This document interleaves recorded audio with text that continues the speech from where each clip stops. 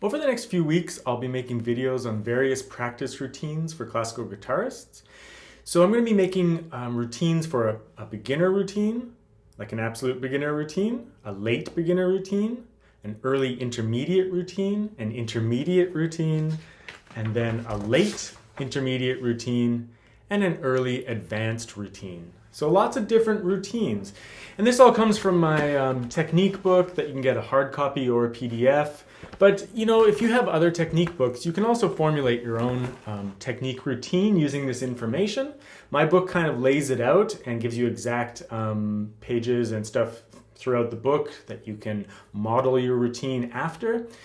And it's about 120 pages worth. But like I said, if you have a ton of books already, you could probably formulate your own routine. Just be careful that you're making sure that it's well balanced, like I'm going to talk about. So today we're looking at the beginner classical guitar routine. Now, really, for absolute beginners, you don't need to do a lot of technique work. The majority of your playing and technique should be learned from the method book that you're using.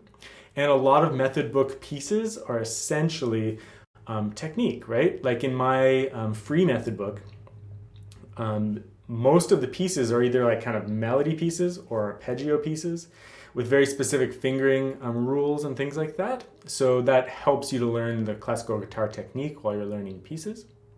That said, it can be very, very helpful to have a little bit of a technique routine just to get down specific concepts and really get them into your fingers without the pressure of playing like, a specific piece that might have oddities in it.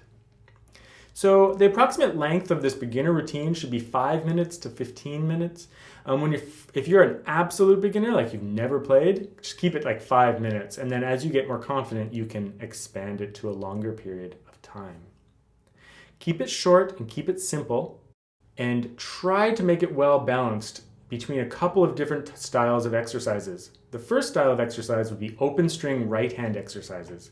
That's going to train the right hand to be very efficient and to kind of allow it to be on automatic pilot so you can focus more on the left hand. So we'll talk about that, and then we'll talk about a basic alignment exercise for the left hand, just to kind of make sure that you have good placement and alignment in your left hand fingers. And then we'll talk about a couple of basic scales that beginners can practice. So the first section would be just open string arpeggios and scale patterns.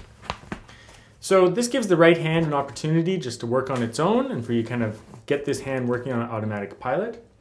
Maybe the main concept for beginners is alternating fingers. So for example, I've listed like 20 open string exercises. I actually have 100 exercises in my book that are on open strings just to train the right hand.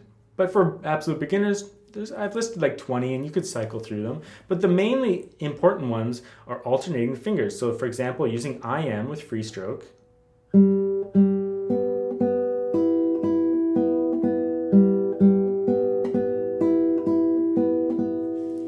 Just alternating those two fingers. And there's various combos. There's groups of 3. And across all the strings. And then of course you can also do the same exercise with MA.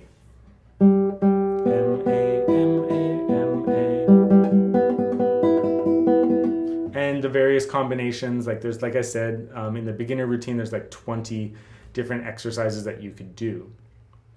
But alternating those fingers would be really important. Other exercises in the open strings would be arpeggios.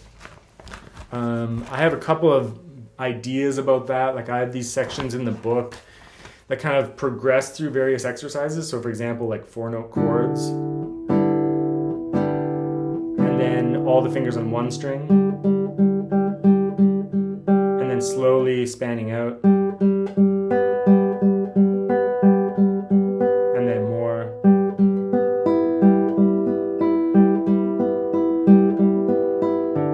And then two actual traditional arpeggio patterns, right? And there's lots of open string arpeggio patterns in the book that you could practice, like tons of different combinations. And you just want to make sure that you're getting a well-balanced exercise so that when these kinds of things come up in pieces, that your hand is ready to accomplish them. But there's lots of different ones. The late beginner routine will go into like some Giuliani kind of style arpeggios and stuff like that, but let's just keep it very simple right now with the beginner routine. So the next thing would be some left hand alignment exercises. So a basic alignment exercise from my book, there's a whole bunch of them, but like basic alignment exercises would just be giving each finger the opportunity to play really well. So with curved fingers next to the fret on your fingertips. Pieces don't necessarily give you this opportunity to do, right? In pieces, you don't necessarily use each finger. So this is just an exercise to like train each of your fingers. So important as a beginner, right? And there's other ones. There's like 2-finger combinations and like various different exercises in this section of the book. But basic alignment exercises for the absolute beginner. These are memorable. You don't even have to open the book. You can kind of like learn them and just memorize them in one day. And then you can warm up with them every day. It's useful for beginners. An absolute beginner could practice a few scales. I wouldn't worry about it too much. It depends. Like I said, you should be working through a method book. So your technique routine could kind of reflect where you are in your method book. If you haven't learned all the notes yet in your method book, then maybe practicing a whole bunch of scales is not the right time. You can just focus on this technique and basic alignment and placement and get into scales later. But if you have reached near the end of the method book, you could easily start introducing some chromatic scales just to make sure on a daily basis you're practicing all the notes that you've learned in your method. You could also practice some basic scales. Remember, in order to alternate fingers and play the scale passage, you better be really efficient at your right hand. So that's why those open strings were really important. If you're playing a scale and you're repeating fingers in this hand and your technique is out of order, it looks bad, don't do it. Just go back, get this right hand working in good order, get the left hand working in good order, and then put it together and it should just work, right? So many students just like play scales, but they struggle with them and they play them poorly. They find them difficult. So they should be like stopping and just practicing some basics to build up a foundation of technique so they can progress. So that's the beginner routine, kind of an absolute beginner routine. The next video will be on a late beginner. So that's someone who's gone through maybe the first method book and they have a little bit more skills on a little bit more of a foundation under their belt.